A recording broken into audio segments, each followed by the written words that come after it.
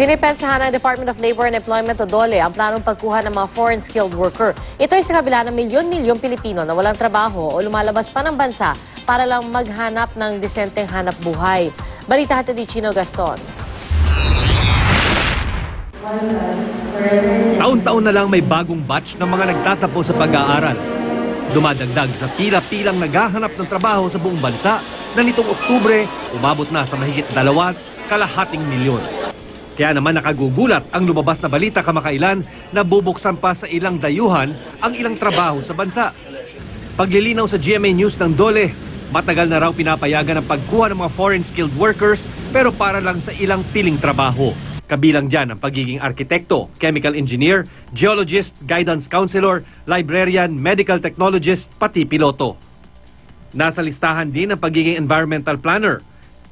Pero ayon sa environmental planning graduate na si Lay Lunas, bihira raw ang mga kumpanyang naghahanap ng tulad nila.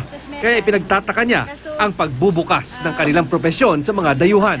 Sa ngayon nga, nagtatrabaho si Lay bilang consultant sa DPWH. For environmental planners, limited lang siya in a sense na onti lang nang humihingi ng mga planners. For example, karamihan po ay nasa government.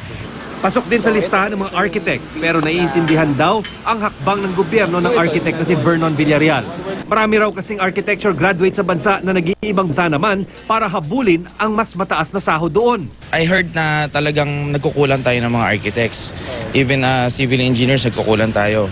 Dahil na napapansin natin na kung mapapansin mo dito sa Pilipinas, boom talaga ang construction natin. So nagkukulang talaga. Sobrang dami ng projects. Pero paglilinaw ng DOLE, hindi nangangahulugan na mga dayuhan lang ang tatanggapin sa mga trabahong may kakulangan ng manpower. Bukas pa rin daw at prioridad daw dapat ang mga aplikanteng Pinoy. Chino Gaston, GMA News.